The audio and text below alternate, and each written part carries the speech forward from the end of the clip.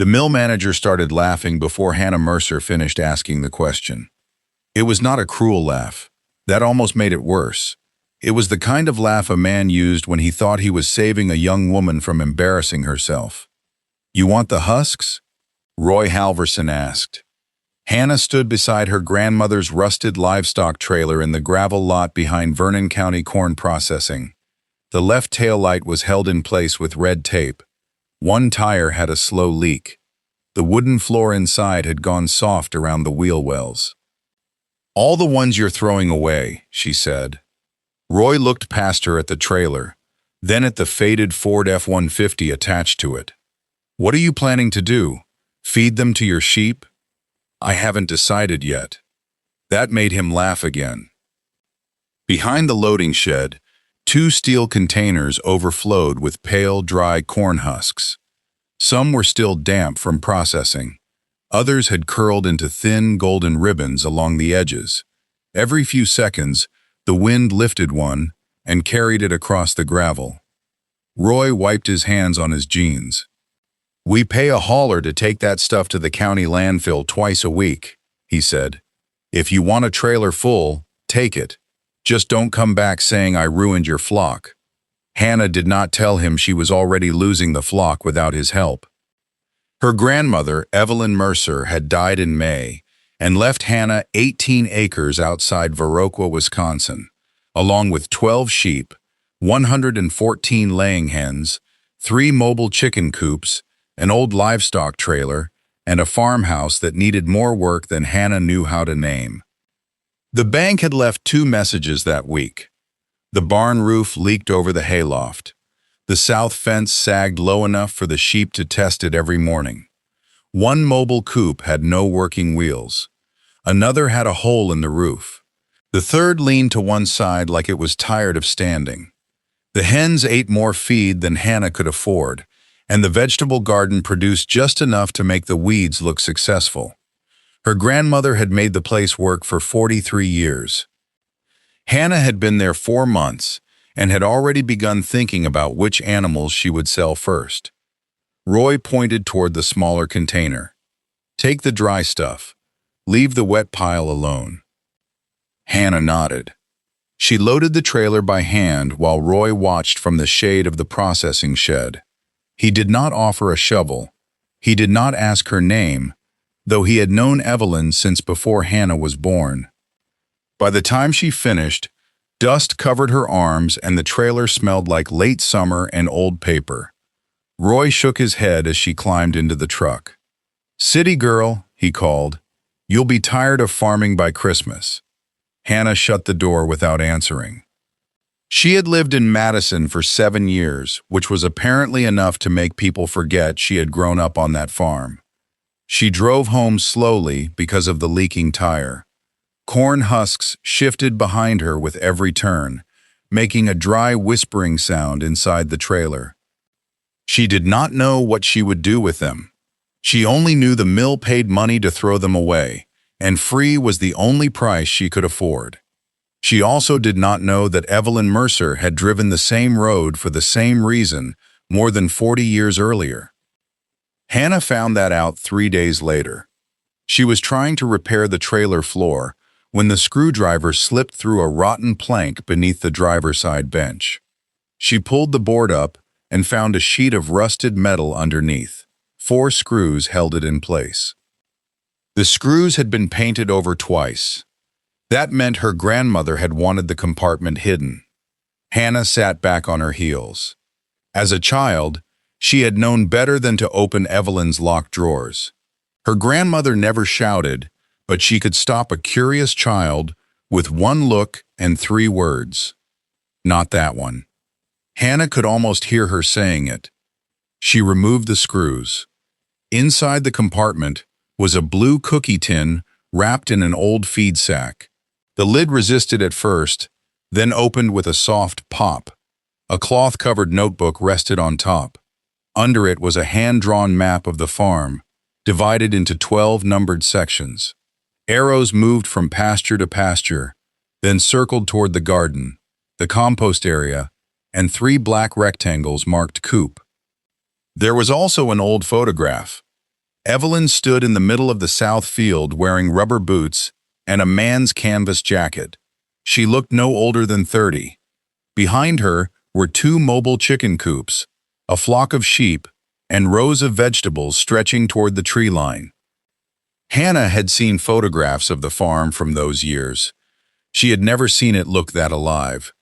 At the bottom of the tin lay a small doll made from corn husks and scraps of gray wool.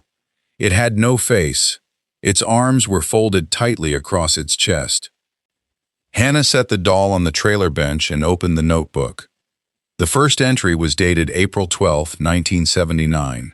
Sheep to field 4 before rain. Move hens behind them on the 16th. 2 sacks of dry husk in each coop. Turn south compost pile. Do not leave ground bare. The next entry listed egg numbers, rainfall, pasture height, and the names of 2 sheep Hannah did not recognize. She turned the page. The pattern repeated. The sheep went into a pasture first. 3 to 5 days later, the chickens followed. The coops were moved before the grass disappeared.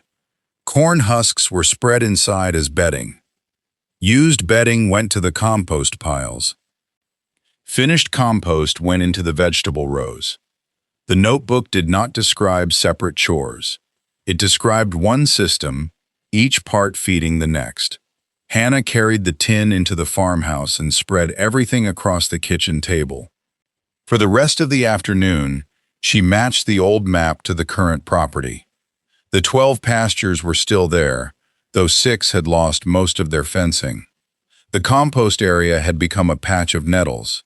The garden had shrunk to less than a quarter of its former size. 2 of the black coop marks matched the mobile coops sitting near the barn. The third mark was at the far end of the orchard. Hannah went outside before dark and found the remains of a narrow lane beneath the weeds.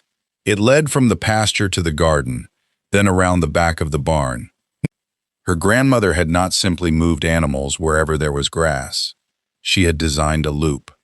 That evening, Hannah read until after midnight. Evelyn had written plainly, without explaining much. Sheep take the tops. Hens clean what follows.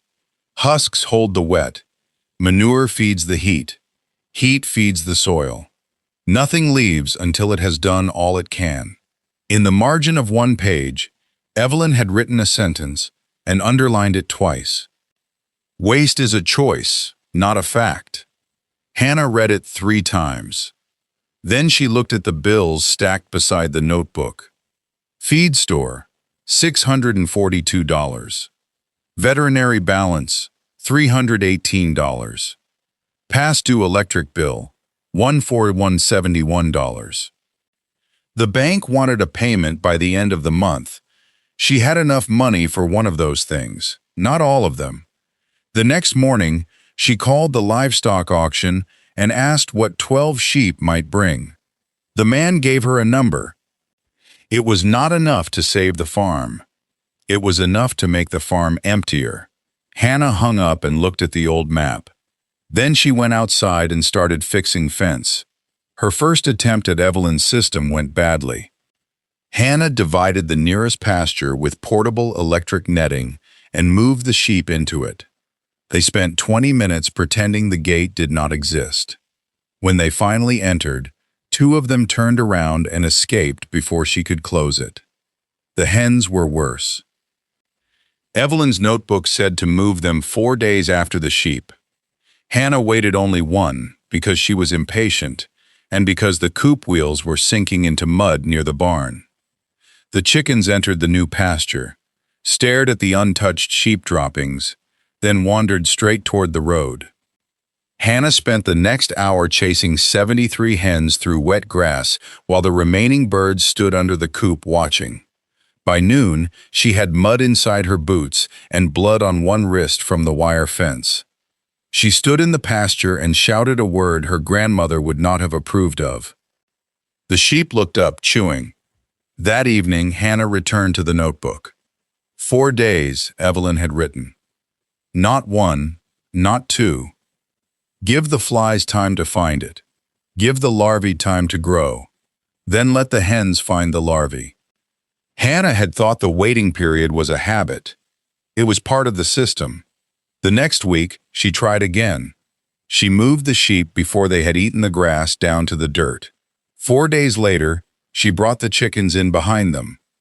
This time, the hens went to work. They scratched through the manure clumps, broke them apart, and spread the material across the pasture. They found larvae Hannah had not noticed.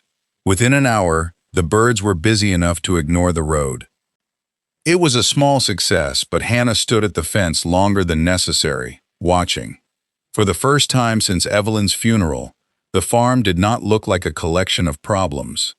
It looked like a machine beginning to turn. The corn husks caused the next failure. Hannah had mixed damp husks with dry ones in the coop. Within 2 days, the bedding heated up and started to smell sour. She shoveled all of it out while wearing a bandana over her face. The notebook had warned her, dry for bedding, wet for compost. Never stack what still sweats. Hannah separated the next load by hand. Whole husks went into one pile. Torn pieces went into another. Wet material went directly to the compost area. The longest clean husks she kept under the porch roof because Evelyn had drawn small baskets and braided mats beside those entries. Roy noticed the difference when Hannah returned to the mill. "You're sorting garbage now?" he asked. "I'm sorting material. That's what people call garbage when they've got too much time." Hannah pointed toward the landfill containers. "You spend $80 a week getting rid of it." Roy frowned. It was the first time she had said the number out loud. That's not the point. It becomes the point at $4,000 a year. Roy looked at the containers again. Hannah could tell he had never added it up. She loaded the trailer. Before she left, Roy said, "My mother used to keep the long ones." Hannah stopped. The long husks? She had 2 barrels behind the house, one for kindling, one my father wasn't allowed to touch. What did she use them for? Roy shrugged, but something in his face changed. Baskets, maybe. Dolls. Things women did before stores sold everything. He went back inside before Hannah could ask more. By the middle of summer, the system began showing results. The sheep stopped overgrazing the pasture nearest the barn. The hens needed less purchased feed while following the flock. The coops stayed drier with the husk bedding. The compost pile reached a temperature Hannah had only read about before. The garden darkened from pale brown to nearly black, where she spread the first finished batch. Tomatoes that had looked weak in June grew heavy enough to need extra stakes by August. The farm was not profitable yet, but it was no longer falling apart at the same speed. Roy began setting the dry husks aside before Hannah arrived. He never admitted he was helping. He called it keeping the wet mess out of the good container. One Tuesday, he loaded the trailer with the mill's forklift instead of watching her work by hand. A month later, he brought the husks to the farm himself because Hannah's truck needed a new water pump. He stood beside the oldest mobile coop while she showed him the repaired wheels. "My mother had one like this," he said. "A chicken coop? Smaller, built on an old hay wagon." He ran a hand across the weathered siding. "She used to move it with a garden tractor." Hannah looked at him. "Did she know my grandmother?" "Everybody knew Evelyn. That wasn't what I asked." Roy took his hand off the coop. "Yes," he said. "She knew her." Then he climbed into his truck and left. In September, one of the floorboards inside that same coop cracked under Hannah's boot. She removed it and found that the board beside it had been cut differently from the rest. Its nails were newer, but the wood was older. Hannah pried it loose. A waxed envelope was taped beneath the floor. Inside was a folded list. The entries stretched from 1978 to 1986. Martha L. bought 24 hens. No charge. Ruth B. eggs paid. Helen C. wool. No charge. Diane P. coop returned. Sarah M. gone. Some names appeared once. Others appeared over several seasons. Several had numbers beside them. Others had only the words "no charge." At the bottom of the envelope was another small corn-husk doll. This one had a head wrapped in soft white wool and a blue strand tied around its waist. Like the doll from the trailer, it had no face. Its arms were folded tightly against its body. Hannah searched Evelyn's notebook for the names. She found sales records for eggs, wool, vegetables, baskets, and braided mats. She found Martha, Ruth, Helen, and Diane. She did not find money beside all of them. On one page, Evelyn had written, "Not everything made should become merchandise." Hannah called June Caldwell that night. June had taught 4-H sewing, poultry, and home crafts in Vernon County for more than 30 years. She was 82 now and lived in a white house across from the old elementary school. When Hannah described the doll, June went quiet. "Where did you find it?" she asked. "Under the floor of one of Grandma's coops. Does it have a face?" "No." "Are the arms tied close?" "Yes." June released a slow breath. "Your grandmother didn't make those to sell." Hannah drove to June's house the following morning. June had coffee waiting at the kitchen table and a cardboard box beside her chair. She opened the box after Hannah showed her the doll. Inside were 3 more. One had dark wool around its head. One had red thread at the waist. One was so old the husks had turned the color of tea. "Your grandmother made them for women who lost babies," June said. Hannah looked at the dolls. "Stillbirths?" "Stillbirths. Miscarriages. Babies who lived a day or 2. People didn't talk about it much then. Sometimes they still don't." "Why no faces?" Evelyn said she didn't know what the child would have looked like. Hannah touched the blue thread around the doll's waist. "And the arms?" "So it looked held." June explained that Evelyn never handed the dolls to anyone. She left them on porches after dark, usually with eggs, vegetables, or a bundle of wool. No note, no signature, no expectation that anyone would thank her. "She thought grief was work," June said. "Said people shouldn't have to cook breakfast while doing it." Hannah stared at the little figure in her hands. She had thought the dolls were another product, another way Evelyn had turned farm waste into income. She had been wrong. Some things had been made because they could be sold. Others had been made because someone needed them. Before Hannah left, June pointed to the list. "What does gone mean?" "I thought you might know." June shook her head. "But Delia Hart will." Delia had been the bookkeeper for the county farm cooperative before it closed. She lived near Westby in a small house surrounded by apple trees. When Hannah arrived, Delia read the list without putting on her glasses. She tapped Sarah Mem's name. "Gone didn't mean dead," she said. "What did it mean?" "It meant she didn't need Evelyn anymore." Delia told Hannah the rest.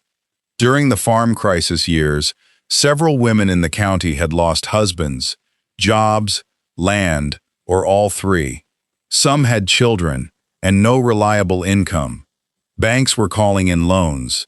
Farms were disappearing. Pride kept people from asking for help. Evelyn did not offer charity. She offered work. She loaned each woman a mobile coop and 20 to 30 laying hens. She provided the first month of feed. The women kept the egg money.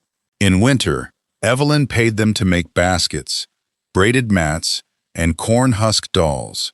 Some of those products sold. Some sat in Evelyn's cellar for years. She didn't care, Delia said.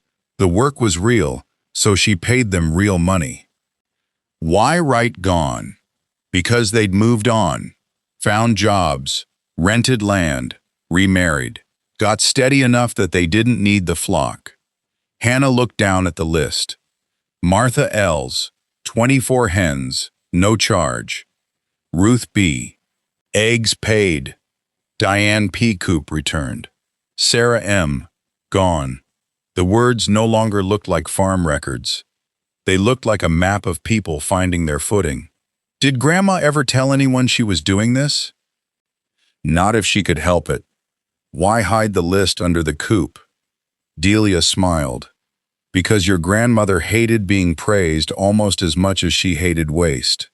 Hannah laughed once, then covered her mouth. She did not cry until she was back in the truck. All summer, she had believed Evelyn's greatest achievement was designing a farm where every leftover became useful. The sheep fed the chickens fed the compost fed the garden fed the customers. The husks became bedding, soil, baskets, mats, and dolls. But Evelyn had built another loop beneath the first one. The farm fed people. People worked the farm.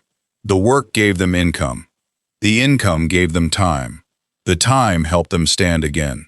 Hannah had inherited two systems and understood only one. That winter, she kept the farm. It was not a dramatic decision. There was no speech, no miracle check, and no sudden forgiveness from the bank. She sold 2 unused pieces of equipment. Roy helped her repair the trailer without calling it help. June taught her how to braid damp corn husks without splitting them. Delia showed her how to separate household expenses from farm expenses. Hannah sold eggs through a weekly subscription and offered winter workshops in the barn. Customers paid to learn how to make baskets and simple dolls. The clean wool went to a small fiber mill. The scraps stayed on the farm. The bank extended the loan after Hannah showed them 6 months of records. The loan officer still called the farm risky. Hannah agreed. Then she showed him the numbers. By the following June, the pasture no longer had bare patches near the barn. The sheep moved through all 12 sections on Evelyn's old schedule, adjusted for rainfall. The hens followed several days later, scratching through the pasture and returning each evening to the mobile coops.